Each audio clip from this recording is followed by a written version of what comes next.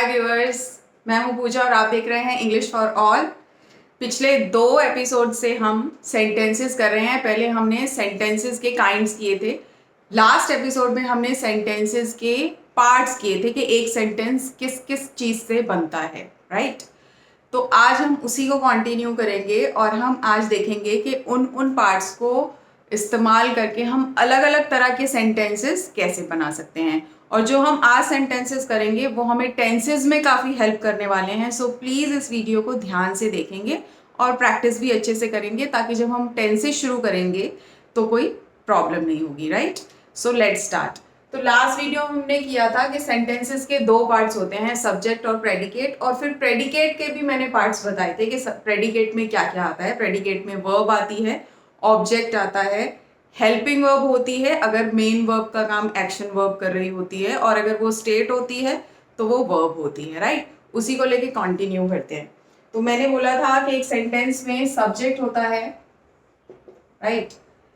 दूसरा होता है मेरा वर्ब। अब वर्ब की कैटेगरी हो जाती है, हेल्पिंग वर्ब भी हो जाती है, मेन वर्ब भी हो जाती है।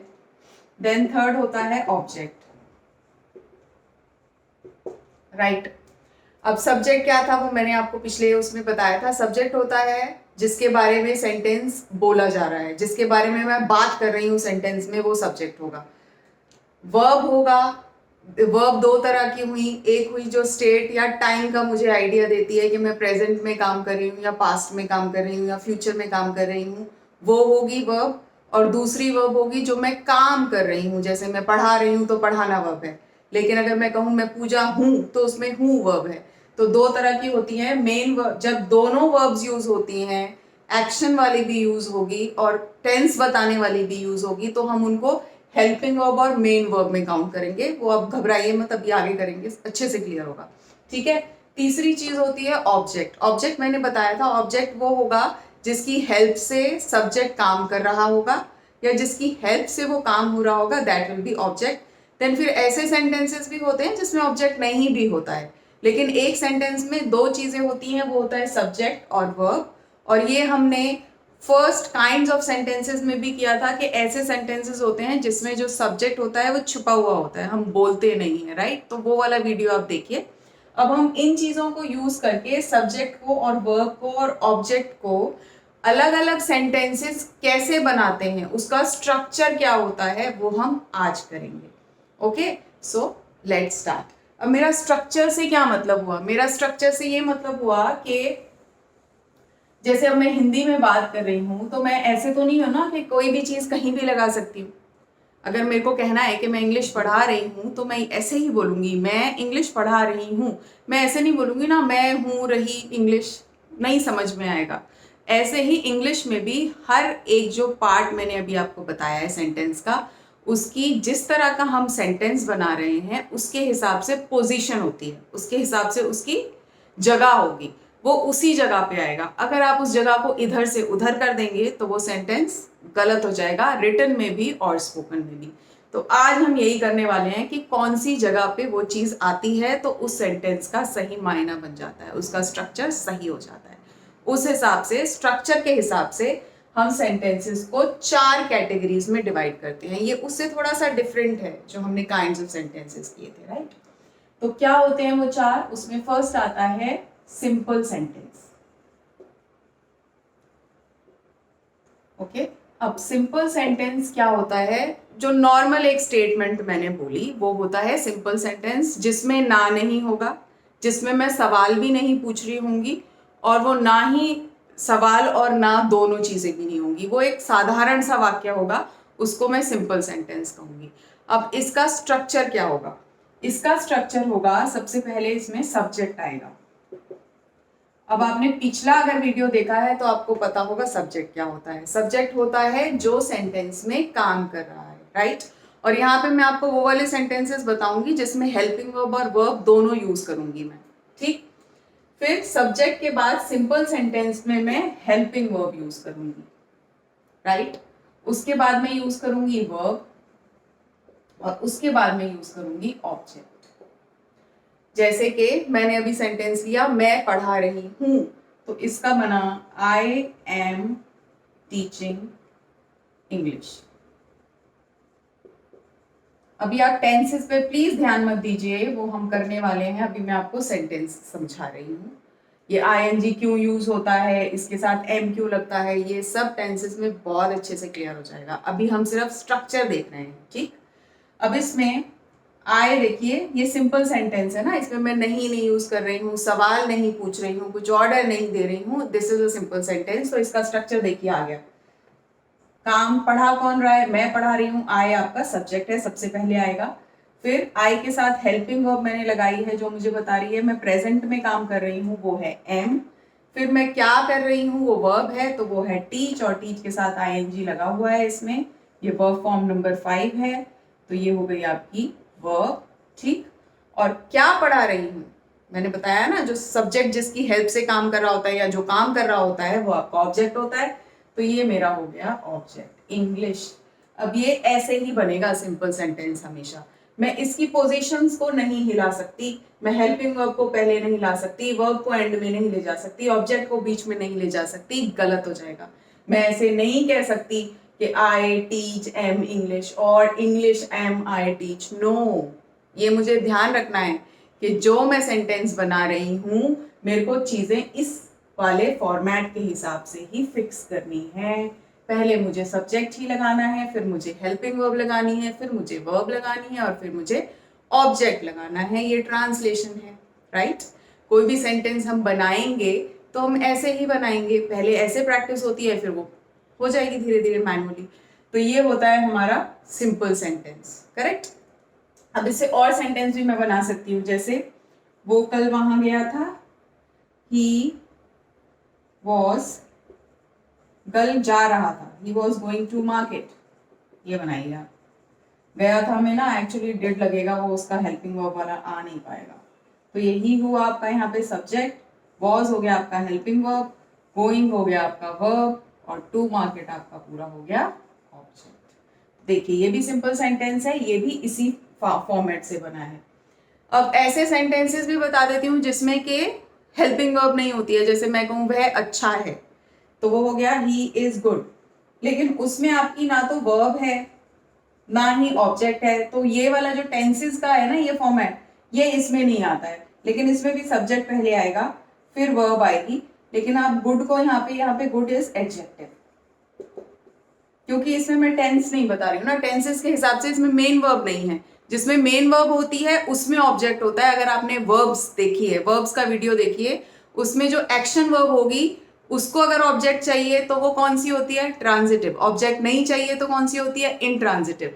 तो ऑब्जेक्ट उन्हीं सेंटेंसेस में आएगा जिसमें के वर्ब होती है, अगर ट्रांजिटिव वर्ब है, राइट।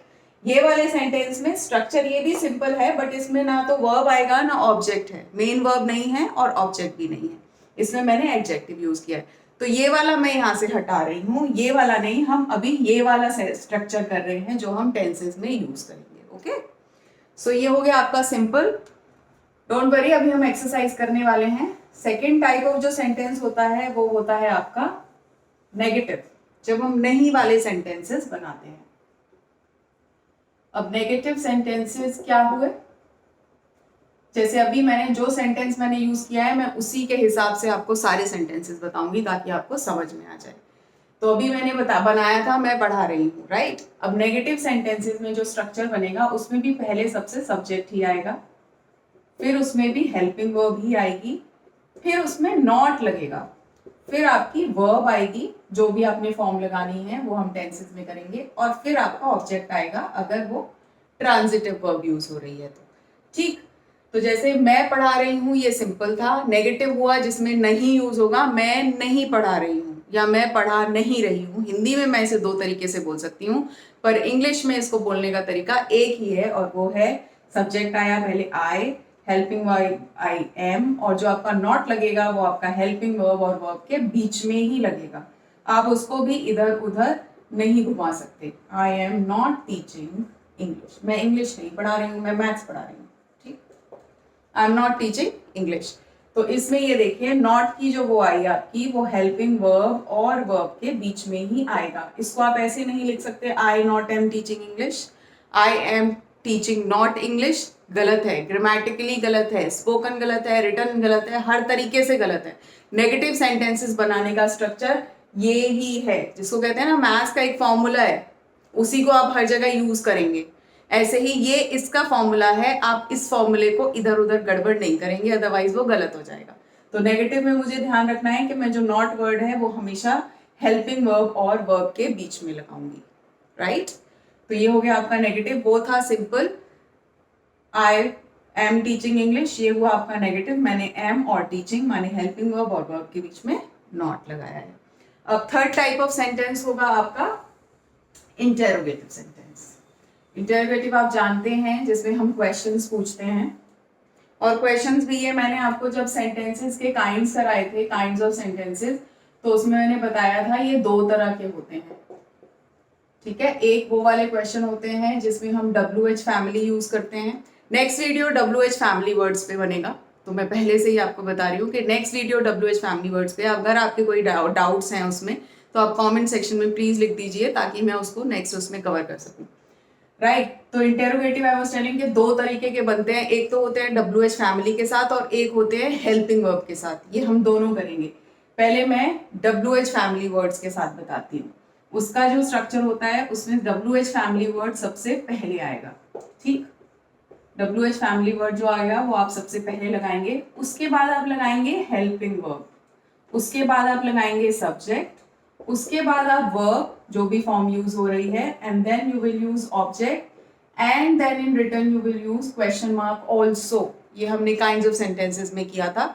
अदरवाइज अगर रिटन इंग्लिश है तो उसमें गलती हो जाती है। स्पोकन में आप एक्सप्रेशन में देते हैं, एंड रिटन में you will always put a question mark in the end of the sentence. ये हमें बताता है कि ये क्वेश्चन है, राइट। अब WH फैमिली वर्ड, जैसे मैं इंग्लिश पढ़ा रही हूँ, मैं उसमें ये बना सकती हूँ कि मैं क्या पढ़ा रही हूँ, राइट। तो सेंटेंस सेम है, मैं क्या पढ़ा रही हूँ। अब क्या, ये हम नेक्स्ट वीडियो में करेंगे, डोंट वरी। क्या के लिए यूज करते हैं, व्हाट, ये मैं नेक्स्ट उसमें बताऊंगी आपको। तो मैंने यहाँ WH फैमिली का सबसे पहले व्हाट लगाया, ठीक है।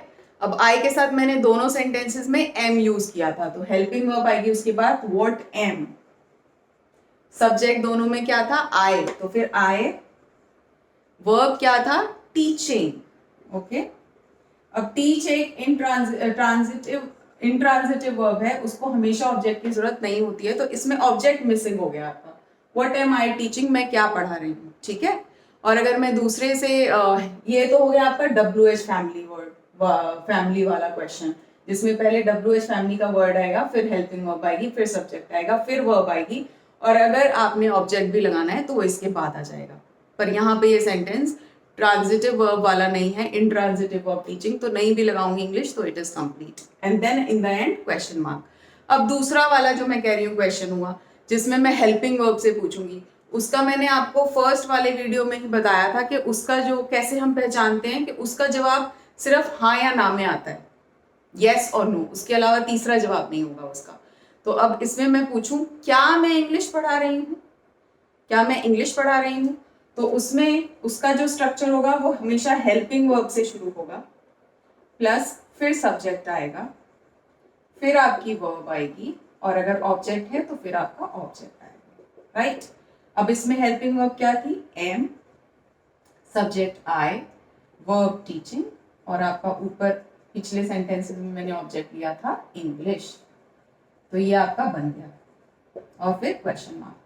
अब दोनों सेंटेंसेस में फर्क देखिए। व्हाट एम आई टीचिंग में मैंने उसके बारे में पूछा है, इसीलिए इसमें ऑब्जेक्ट नहीं है। मैं क्या पढ़ा रही हूँ, जब मैं इसका जवाब दूंगी तो ऑब्जेक्ट आएगा। मैं क्या पढ़ा रही हूँ, मैं इंग्लिश पढ़ा रही हूँ, वो उसका आंसर था, आई एम टीचिंग इंग्लिश। लेकिन दोनों का स्ट्रक्चर अलग है, क्वेश्चन में ऐसे पूछूंगी, आंसर में वैसे दूंगी, राइट। ये दूसरी तरह का क्वेश्चन है जिसमें हाँ या ना में जवाब आएगा। इसका स्ट्रक्चर क्या है, एम आई टीचिंग इंग्लिश, क्या मैं इंग्लिश पढ़ा रही हूँ, यस, हाँ, नहीं, नो, खत्म, राइट। और इससे ही क्वेश्चन टैग्स भी बनते हैं, वो मैं WH फैमिली के कराने के बाद बताऊंगी। तो ये दो वीडियोस इससे नेक्स्ट आने वाले हैं, राइट। सो ये हो गया आपका with WH family and with helping verb. Interrogative sentences सिर्फ ऐसे ही बनते हैं, इनका स्ट्रक्चर यही होता है, ये इनके फॉर्मूलेज हैं, ये आप हर जगह हर एक तरह के सेंटेंस में लगा सकते हैं आंख बंद करके। अगर ये स्ट्रक्चर मुझे याद है तो मुझे कभी कोई प्रॉब्लम नहीं होने वाली है इनिशियली, और उसके बाद प्रैक्टिस कर करके ये बहुत अच्छे से हो जाता है। जैसे और लोग बोलते हैं ना, आप ये सोचते हैं कई बच्चे कि पता नहीं कैसे बोल लेते हो मैम, हमसे तो नहीं होता है। ऐसा कुछ नहीं है जो आपसे नहीं होता है, ऐसा कुछ नहीं है जो कोई नहीं कर सकता है, सब कुछ कर सकते हैं। रिक्वायरमेंट होती है अच्छी तरह से सीखने की, एक अच्छे सिखाने वाले की, प्लस डेडिकेशन की। वो आप करेंगे तो ये कोई मुश्किल भी नहीं है, राइट। अब जो चौथे टाइप का सेंटेंस बचा, यही 4 टाइप के सेंटेंसेस बोलते हैं हम, इससे अलावा हम कुछ पूरी लैंग्वेज में बोलते ही नहीं है, ठीक। चौथे टाइप का सेंटेंस बचा, वो होता है इंटरोगेटिव नेगेटिव। माने मैं क्वेश्चन भी पूछूं और वो मैं नेगेटिव में भी पूछूं, नहीं में भी पूछूं। कैसे? जैसे मैं पूछूं तुम स्कूल नहीं जा रही हो क्या आज, तो देखो इसमें क्वेश्चन भी मैंने पूछा है, नहीं जा रही हो क्या आज, और मैंने इसमें नहीं भी लगाया है। और ये वाला कौन सा क्वेश्चन है, इसका जवाब क्या आएगा, तुम स्कूल नहीं जा रही हो क्या आज, इसका जवाब हाँ या ना में आएगा। तो ये हेल्पिंग वर्ब वाला क्वेश्चन है, ऐसे पहचानिए, ठीक है। तो इसका स्ट्रक्चर क्या होगा, इसमें पहले हेल्पिंग वर्ब आएगी, फिर सब्जेक्ट आएगा, और सब्जेक्ट के जस्ट बाद आप नॉट लगाएंगे, प्लस वर्ब आएगी, और फिर आपका ऑब्जेक्ट आएगा, और इसमें भी आप क्वेश्चन मार्क लगाएंगे। जैसे मैंने कहा क्या तुम स्कूल नहीं जा रही हो आज, तो उसमें भी यू है तो यू के साथ आर लगेगी हेल्पिंग वर्ब। तो मैंने पहले लगाया आर, सब्जेक्ट है तुम यू, फिर नॉट, फिर वर्ब है जाना इज गोइंग।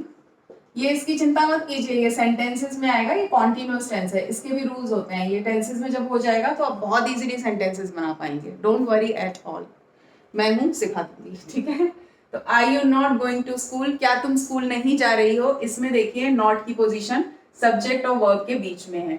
ये अभी हम क्वेश्चन टैग्स करेंगे, क्वेश्चन टैग में इसको दूसरे तरीके से भी बोलते हैं, वो यहीं पे नॉट आ जाएगा, बट मैं अभी वो आपको नहीं करा रही हूँ, आप कंफ्यूज हो जाएंगे। तो अभी आप इसको ऐसे ही लीजिए, I you not going to school, क्या तुम स्कूल नहीं जा रही हो। दूसरा तरीका आप यहाँ पे भी नॉट लगा सकते हैं, जो क्वेश्चन टैग में होगा, aren't you going to school, क्या तुम स्कूल नहीं जा रही हो आज। आज भी लगाऊंगी तो गोइंग टू स्कूल टुडे हो जाएगा, वो आगे एक्सटेंड हो जाएगा, ठीक है। अब WH फैमिली वर्ड से इंटरोगेटिव नेगेटिव कैसे बनेगा, तो तुम क्यों नहीं जा रही हो स्कूल, उसमें WH फैमिली वर्ड आया, तो उसमें यही रहेगा, बस उसके आगे मैं WH फैमिली वर्ड लगा देती हूँ, फिर हेल्पिंग वर्ब लगाऊंगी, फिर सब्जेक्ट लगाऊंगी, फिर सिमिलर आएगा, नॉट आएगा, फिर वर्ब आएगा, और फिर ऑब्जेक्ट एंड क्वेश्चन मार्क। तो क्या तुम नहीं स्कूल जा रही हो ये था। अब क्यों नहीं जा रही हो तुम स्कूल, तो क्यों की इंग्लिश होती है वाई, हम नेक्स्ट वीडियो में करेंगे।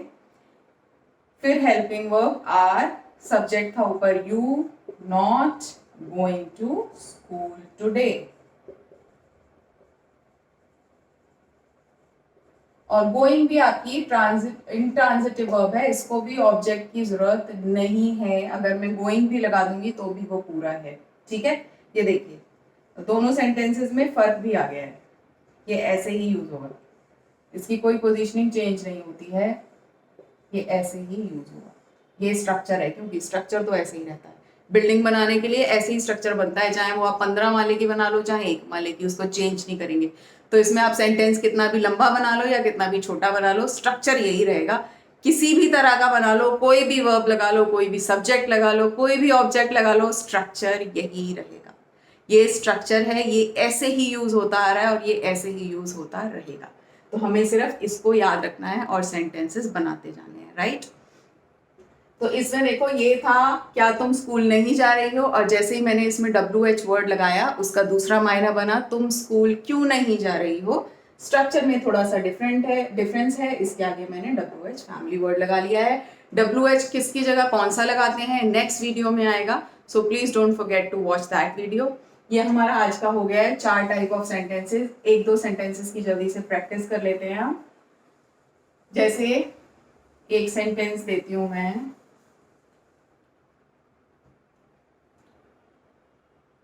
you have done it right।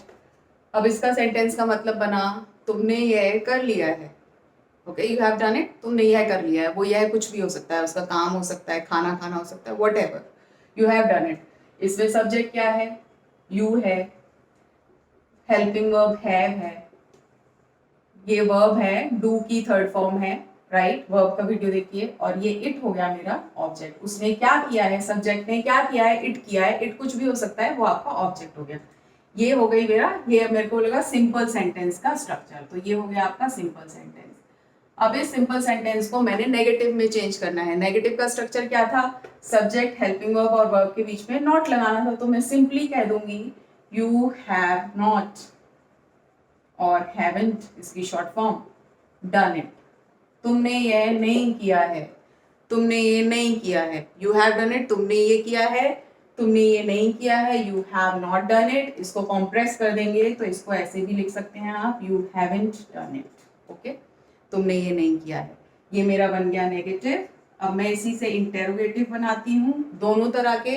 तो क्या बनेगा, पहला जिसका जवाब हाँ या ना में आएगा, क्या तुमने ये किया है, तो मैं सीधा हेल्पिंग वर्ब को आगे ले आती हूँ, हैव, फिर सब्जेक्ट आएगा, फिर वर्ब आएगी, और फिर ऑब्जेक्ट आएगा, और फिर क्वेश्चन मार्क, क्या तुमने ये किया है। दो में जवाब आएगा, हाँ मैंने ये किया है या मैंने ये नहीं किया है। दूसरी तरह का WH फैमिली, तो सीधा इसके आगे मैं WH लगा दूंगी, तुमने ये क्यों किया है, why have you done it. देखा कितना इजी है, इतना ही इजी है जब समझ में आ जाता है। तुमने ये किया है, तुमने ये क्यों किया है। फिर मैं ये भी पूछ सकती हूँ तुमने ये कैसे किया है, तो सिर्फ इसको चेंज कर दूंगी। ये नेक्स्ट वीडियो में हम करेंगे, how have you done it. तो सिर्फ एक वर्ड से सेंटेंस का मीनिंग चेंज हो रहा है, इसीलिए हमें हर वर्ड का ध्यान रखना पड़ेगा, राइट। सो ये हो गया वो। अब मैं बनाऊंगी इंटेरोगेटिव नेगेटिव सेंटेंसेस का। तो वो कैसे बनेगा, उसका स्ट्रक्चर कैसे होगा फिर, तुमने ये नहीं किया है क्या, तो have you not done it, ये तुमने नहीं किया क्या, किसी और ने किया है। अच्छा, तो ये बन गया have you not done it. इसका जवाब भी आपका हाँ या ना में आएगा, हाँ मैंने किया है या मैंने नहीं किया है। और WH फैमिली वाला इंटेरोगेटिव नेगेटिव कैसे बनेगा, वो बनेगा तुमने ये क्यों नहीं किया, why have you not done it, simple. ठीक है, उसके आगे मैंने WH वर्ड लगा दिया तो WH नेगेटिव बन गया। अब ऐसे ही सारा स्ट्रक्चर आपका क्लियर हो गया है। इसको प्लीज अच्छे से रिवाइज कीजिए, 2-4 सेंटेंसेस लीजिए, स्पोकन में ही प्रैक्टिस कीजिए, रिटन में भी प्रैक्टिस कीजिए। जितना अच्छे से प्रैक्टिस करेंगे उतना अच्छे से आसानी से सब हो जाएगा। कोई भी प्रॉब्लम है, write in the comment section and practice hard. Okay, practice is the mantra, practice ही है हर चीज को सीखने का मंत्रा। तो अब अच्छे से प्रैक्टिस कीजिए, अपना ध्यान रखिए, और कोई भी प्रॉब्लम है तो please write in the comment section. And if you like the video then please subscribe the channel, like it and share it as much as you can. Thank you for watching. Good night.